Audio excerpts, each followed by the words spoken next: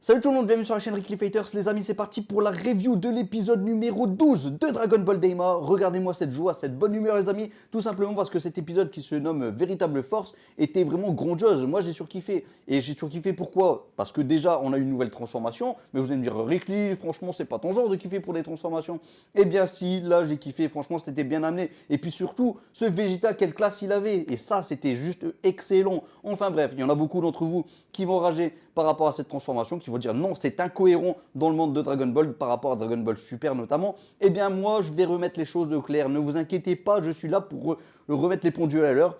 Et dans cet épisode, on a eu beaucoup d'humour. Et en plus de tout ça, Vegeta a combattu certes un Tamagami, mais nous avons aussi le Majin Buu qui lui combattait aussi son Tamagami numéro 1. Donc franchement, niveau combat, on a été carrément séduit, on a été pris par tout ce qu'il fallait. Des bonnes attaques de la part du Majin Buu.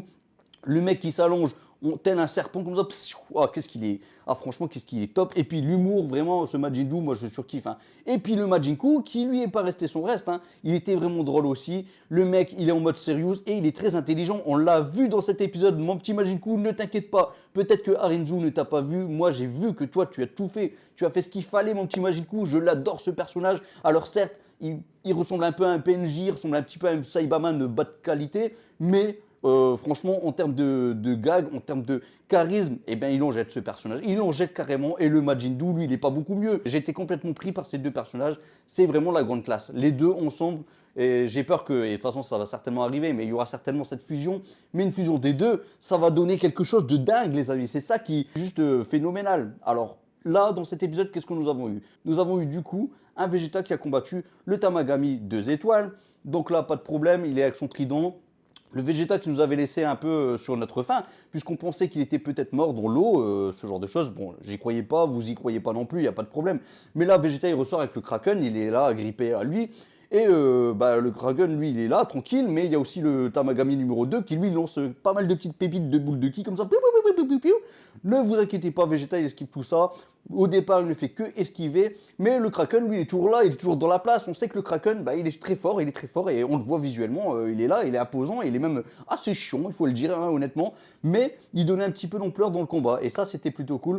Le Vegeta, lui, justement, il s'est fait complètement engloutir par le Kraken, il s'est fait manger comme ça, et le Vegeta n'a pas dit son dernier mot. Il avait utilisé le SSJ juste avant, là, maintenant, il se met en SSJ 2.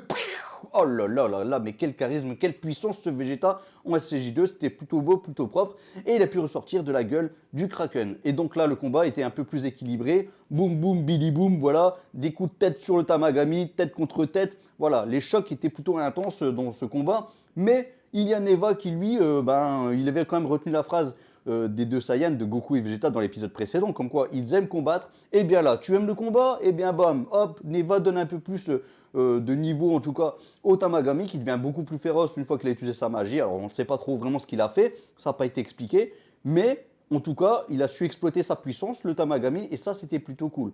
Donc ça a permis à Vegeta de devoir être acculé, et le pauvre Vegeta, bien plus tard, finalement, qu'est-ce qui va se passer? Eh bien, au moment qu'il est au bord de la mort, en tout cas c'est l'impression que ça donne, il va ressurgir, bam, il va faire jaillir sa transformation de SSJ de pleine puissance, bam, boum, boum, boum, boum. J'avais la musique de Dragon Ball Kai en tête parce qu'il y a une musique de Dragon Ball Kai qui est juste intense. C'est bien la musique du combat où ça fait tum, tum, tum, tum, tum, tum, tum, tum, tum, tum. Bref, le SSJ de pleine puissance et là, boum, explosion galactique les amis. C'était juste dingue. Le Vegeta, quelle classe, quelle grande classe. En SSJ3, c'était ouf, c'était époustouflant. Moi, j'ai surkiffé. Ça, c'était du bon Vegeta. Et enfin, les fans de Vegeta en auront pour leur argent. Enfin, Vegeta va pouvoir briller dans un combat. Alors, il y a eu peut-être quelques combats dans Dragon Ball Z où il avait pu briller, notamment contre le C19.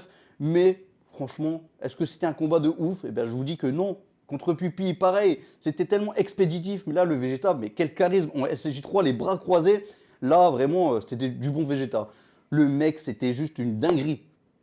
Bref, une fois que Vegeta est en SSJ3, là, bam, il va à toute vitesse derrière le Tamagami, un coup de pied, hop, il le rejoint, un autre coup dans la face, les bras croisés, bien entendu, et c'est ça qui rendait justement ce Vegeta SSJ3 si charismatique. Il était vraiment cool. Donc ensuite, bam, il lui explose son trident et craque un coup de pied profondeur. On était loin du niveau de Demon Slayer, là il a carrément pourfondu toute la mer entière et bam, qui fonce à l'abordage, c'était vraiment de toute beauté. Il lui a cassé sa garde, il lui a cassé la face, même le Vegeta, c'était de toute beauté et il l'a fait découler dans tous les sens. Bam, il lui donne un coup, il va le rejoindre, il lui redonne un coup, il va le rejoindre et ainsi de suite. C'était de toute beauté les amis, pour finir avec un punch et surtout ensuite il nous fait une sorte de garlic oh, mais pas à une main, à deux mains, c'était juste phénoménal, c'était très puissant. Le Tamagami quand même a réussi à repousser malgré tout cette grosse boule d'énergie, mais Vegeta n'a pas dit son dernier mot puisqu'il a envoyé valser avec un fameux punch. Et ensuite, ça c'était de toute beauté. Il était tellement rapide ce Vegeta SSJ3 qu'il arrivait derrière le dos du Tamagami, il l'arrêtait l'épaule et il le tenait par l'épaule bien entendu. Et là il l'a lâché. Il est tombé dans l'eau. Franchement, c'était du bon Vegeta. Il n'a pas eu pitié de son adversaire. Il l'a lâché. Voilà comment on perd un combat. C'était de toute beauté. C'était du grand Vegeta, franchement. Et puis Bulma nous a donné une petite explication concernant Vegeta, puisqu'il a continué à s'entraîner. Dernièrement, oui, il s'est entraîné. Donc Vegeta, il est revenu à niveau. Et bien sûr, il avait vu la transformation de Goku SSJ3. Donc je vois pas où est-ce que ça peut être incohérent. Alors, vous allez me dire que dans Dragon Ball Super, notamment dans le film Battle of God, on voit Vegeta se transformer en SSJ2 pleine puissance. Mais on sait que derrière le SSJ3, il dépense trop d'énergie.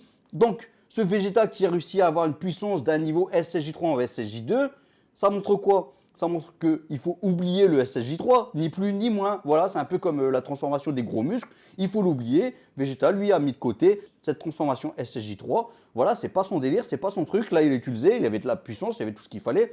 Mais son SSJ2 n'est pas plus puissant qu'un SSJ3. Donc, il a utilisé le SSJ3 et il a eu tout à fait raison. Et en tout cas, quelle grande classe ce Vegeta. Vous avez kiffé, moi j'ai kiffé. Les bras croisés, franchement, Vegeta, quel charisme. Et enfin, il a eu un combat digne de ce nom, le Vegeta. Et ça, c'était vraiment gigantesquement cool de la part d'Akira Toriyama. Et oui, parce que pour moi, c'était du Akira Toriyama, tout ça. Ça avait été annoncé, beaucoup l'avaient déjà dit, comme quoi certainement la transformation qu'il allait avoir de nouvelles dans Dragon Ball Daima, ça serait le SSJ3 de Vegeta. Et bien, le voici, la voilà. Mais attention, on sait qu'il y a aussi certainement des fusions. Il y aura une fusion qui va apparaître. Alors, certainement que Kibito et Kaioshin vont fusionner, déjà d'un. Alors, pour ceux qui s'imaginaient que le Vegeta SSJ3, c'est une incohérence, moi, je vous le dis totalement que non. Incohérence, ça veut dire que clairement, c'est pas possible. Eh bien, Vegeta a obtenu le SSJ3, il n'a plus voulu l'utiliser. À aucun moment, il a dit qu'il ne savait pas l'utiliser, le SSJ3. Donc, c'est totalement cohérent. Je le dis tout haut. Ça ne fait peut-être pas plaisir, mais c'est comme ça, les amis. Alors, je suis resté beaucoup sur cette transformation de SSJ3, mais de l'autre côté, nous avons quand même eu un Majin Buu qui, lui, a réussi un combat vraiment digne de ce nom aussi. Et lui, vraiment, ce Majin Buu, je vous l'ai dit, il me fait super plaisir. Accompagné du Majin Buu, les deux, cette complicité, c'est juste énorme. On dirait deux frères qui se kiffent l'un l'autre, quoi. Même si on n'a qu'un seul qui kiffe plus l'autre que l'autre. Voilà, vous l'avez compris, le Majin Buu, il est vraiment love de son frère. Et c'est normal, voilà, c'est son petit frère. Hein, voilà, il a envie de prendre soin de lui. Et c'est très beau. D'ailleurs, en parlant de soin, à un moment, il est parti lui chercher la petite tablette de chocolat. Donc ça, c'est du bon Majin Buu. Merci Majin Buu, franchement. Majin Buu, tu es vraiment le GOAT de tous les temps, les amis. C'est franchement le best of the best, le maxi best of. Oui, Majin Buu, merci à toi. Bon, chose qui m'a fait sourire aussi, c'est de voir Goma. Le Goma, il est en mode panique. Donc là, déjà, il apprend que Arinzu est dans la place. Arinzu, clairement, elle est dans le coup. Donc, elle essaye d'obtenir les Dragon Ball, c'est ce qu'il a vu. Degezu, lui, il s'imagine que peut-être qu'elle fait ça pour Goma, mais même pas en rêve, mon petit Degezu. Goma n'est pas si bête que ça. Il est même plutôt intelligent, d'ailleurs, quand on voit le truc. Enfin bon, du coup, il ne croit pas que Arinzu est une gentille. Elle fait ça vraiment pour son propre intérêt, bien entendu. Bref, du coup, Goma, lui, à la fin de l'épisode, il nous dira si c'est comme ça, donc ça veut dire qu'il nous prépare quelque chose, le Goma. Et ça, je me demande ce que ça peut être. Alors, est-ce qu'il a remarqué le petit œil qui est au niveau de la ceinture de Hibiscus? Je ne sais pas, mais je pense que tel un Dabla, il va y aller dans sa salle de méditation, il va y méditer pour devenir plus fort, comme Dabula l'a fait. Donc c'est ce que j'imagine. Maintenant, peut-être que je me trompe, on verra ce que ça va donner. Là, je vais sur une explication qui est peut-être un peu loin sur ce qui pourrait être vraiment de la vérité, mais on verra ce que ça va donner. Bon, et d'ailleurs, vu qu'il a vu que le Majin Buu, lui, a gagné la boule de cristal, eh bien, il se dit, bon, j'espère que dans le deuxième monde des démons, eh bien, ça se passe bien, qu'il n'y a pas une boule qui a été dérobée aussi. Et là, il voit du grand Vegeta, donc il était en mode panique. Donc Goma, franchement, c'était une bonne réussite aussi dans cet épisode. Moi, ça m'a fait sourire dans tous les sens. Franchement, l'épisode était juste dingue. C'était incroyable. D'ailleurs, en parlant d'épisode, je vous le dis tout de suite, je ferai un live dès demain donc le samedi. Donc venez nombreux vers 2h30, un truc comme ça. 2h30, ouais, ça me paraît plutôt bien comme heure pour faire un petit live. Donc voilà, venez nombreux, vous pouvez venir aussi en vocal, il n'y a pas de souci. Bon, reprenons parce que je n'ai pas parlé surtout du combat de Majin Buu. Donc là, c'était vraiment super cool. Le Majin Buu qui peut s'allonger en mode un peu serpent comme ça c'était top. Donc Majin Buu qui lui nous a fait plaisir dans le combat, vraiment avec ses poses, hop, à l'abordage. Il fonce à toute vitesse, il atterrit avec ses fesses sur la tête du Tamagami. Il l'avait déjà fait dans l'épisode précédent, mais là, c'était encore une fois vraiment drôle, ça passait super bien.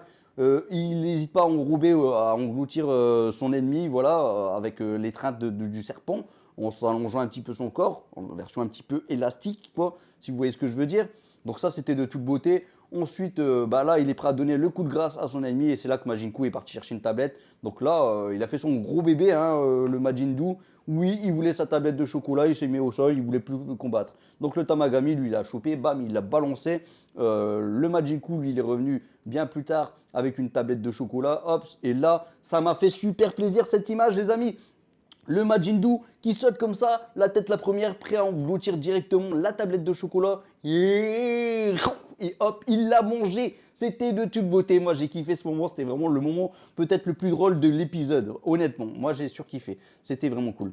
Alors, derrière, il a repris des forces. Donc, le Tamagami n'est plus du même niveau, hein. Donc là, le Majin Buu, il n'hésite pas. Hop, il a repris du poil de la bête.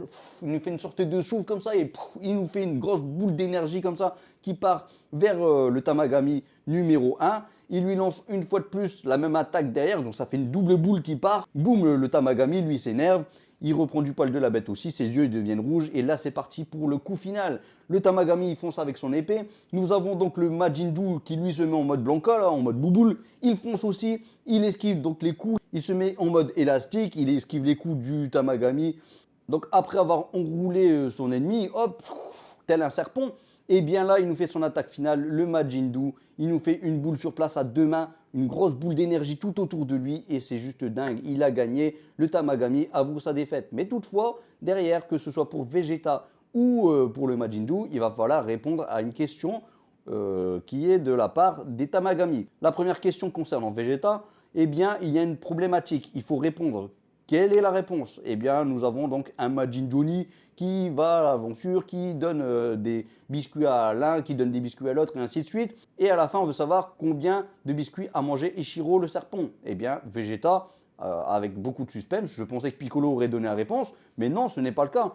Eh bien, Vegeta donne la réponse, il dit 0. Oui, le serpent ne mange pas de biscuits, puisqu'il y avait des serpents sur la planète Vegeta, donc lui il s'y connaît en serpent, il n'y a pas de problème, c'est du bon Vegeta, il a bien répondu, même si personne s'y attendait à ce que Vegeta puisse répondre à cette question. Donc c'était vraiment de toute beauté, c'était plutôt propre, et derrière nous avons Majin Buu qui lui doit répondre à un calcul mental, donc il faut additionner tous les chiffres qui sont visibles dans la sphère, et seul Majin Buu a pu voir le chiffre, donc il a donné la réponse à Majin Buu, donc je trouve que c'est un peu de la triche, néanmoins c'est accepté, Majin Buu a donné la bonne réponse qui était de 683 775 029 les amis, donc voilà, une bonne réponse de la part de Majin Buu et donc la boule de cristal est obtenue pour Majin Buu et pour Vegeta. Du côté de Vegeta, eh bien là ils vont pouvoir reprendre l'aventure, il y a juste le vaisseau qui est un peu en piteux état, voilà, avec les chocs, tout ça qui s'est passé. Néanmoins, on voit que Glorio, quand même, est assez étrange, est assez bizarre. Est-ce qu'il n'est pas en mode j'ai un petit peu de scrupules? C'est-à-dire que là, ils ne sont pas capables de pouvoir vraiment dérober les Dragon Ball pour Arienzu. C'est l'impression que ça donnait, en tout cas, dans ces images. D'ailleurs, le vaisseau qui était, comme par hasard, en panne, avec deux câbles qui étaient débranchés, je trouvais ça aussi bizarre. Mais bon, après, peut-être que je me fais des fausses idées. On ne sait jamais, les amis. Donc voilà, vous l'avez compris, un épisode grandiose. On a vu du Bangoma en live réaction qui était en mode panique. Là, on voit qu'il va passer aux choses sérieuses. Pour moi, il va certainement y aller méditer, s'entraîner, quelque chose comme ça, pour devenir plus fort. Parce qu'il a vu le niveau, il a vu le potentiel. Donc je pense qu'il va y aller dans une salle un peu spéciale. Voilà, on verra ce que ça va donner. Peut-être que je me trompe. Je peux largement me tromper sur cette éventualité. Bon alors je le dis tout haut les amis, j'avais parlé avec Boo Fighters, il avait raison concernant le Tamagami numéro 1 et ce qui allait se passer avec Majin Buu. Néanmoins, attention, est-ce que j'ai tort? Moi j'avais dit que le Tamagami n'allait pas battre Majin Buu, que pour moi le Majin Buu il va c'est sûr gagner. C'est ce qui s'est passé, à aucun moment le combat s'est arrêté et ensuite il est revenu. Le combat a continué, le Tamagami a continué à vouloir frapper le Majin Buu, donc je n'ai pas tort. Donc j'avais même raison. Malgré tout, il faut quand même souligner que Boo Fighters avait raison sur les points, sur les détails du fait qu'il y aurait une tablette de chocolat, comme quoi il a faim, ce genre de choses, et comme quoi le Majin Buu, bah, il ferait ses caprices. Et c'est un peu ce qui s'est passé. Donc bravo à toi, Boo Fighters, j'applaudis. Mais j'avais raison aussi, puisque j'avais dit que le Tamagami, en aucun cas, il aurait pu battre le Majin Buu. Et je pense que Majin Buu a clairement montré qu'il était au-dessus du Tamagami numéro 1. Voilà. Bon, bref, épisode sublime, un beau combat intense, des bons gags de la part de Majin Buu qui nous fait des pauses par-ci par-là. On a aussi Ibis à la fin qui nous fait une petite pause de la victoire pour Vegeta. Il dit même à Vegeta, je ne pensais pas que tu serais aussi fort. Donc voilà, il a avoué quand même que franchement, il ne s'attendait pas à ça. Voilà, voilà. Le Neva qui semblait assez étrange dernièrement, encore une fois, il a l'air plutôt gentil. Néanmoins, n'oublions pas quand même qu'il a utilisé ses pouvoirs pour rendre le Tamagami plus fort. Alors, est-ce que c'est une façon d'être méchant? Je pense pas. Pour moi, c'était vraiment parti d'un bon sentiment. Maintenant, on verra ce que ça va donner la suite. Mais pour le moment, je trouve quand même que Neva paraît plus comme un gentil que comme un méchant, les amis. Voilà. Bon, épisode sublime pour les fans de Vegeta, ça fait plaisir. Pour moi qui est fan de Vegeta, mais c'est pas mon personnage préféré, moi j'ai surkiffé. Donc pour ceux qui surkiffent Vegeta, là vous devez être en extase. Là j'imagine les amis, franchement. Et puis comme je vous le dis, la transformation du SCJ3 c'est complètement cohérent. Maintenant, est-ce que c'est pas du fan service? J'ai envie de vous dire que si, il n'y a pas de problème là-dessus. Mais néanmoins l'histoire se passe toujours bien, donc c'est encore canon, il n'y a aucun problème là-dessus. Voilà. Bon, je pense que j'ai fait le tour sur cet épisode. N'hésitez pas à dire ce que vous en avez pensé. On se retrouve en commentaire. Et puis, n'oubliez pas le petit live demain, donc ce samedi. On sera le 28, si je ne dis pas de bêtises. Et vers 14h30, on se retrouve. Voilà. Écoutez, je vous laisse à Masenko comme d'habitude en espérant qu'il va vous guider vers la victoire, celle que vous méritez, celle que vous avez peut-être déjà eue, mais plusieurs victoires. Et oui, ça fait toujours plaisir. Alors, n'oubliez pas bien entendu de liker la vidéo, ça peut augmenter la visibilité de la vidéo, de la chaîne également. Et puis surtout, un petit message, dites ce que vous avez pensé de cet épisode. Là, c'est vraiment pour avoir votre avis, parce que c'est un peu ce qui m'importe le plus. Et puis, on se retrouve en commentaire. Salut tout le monde, ciao, ciao, ciao, Masenko!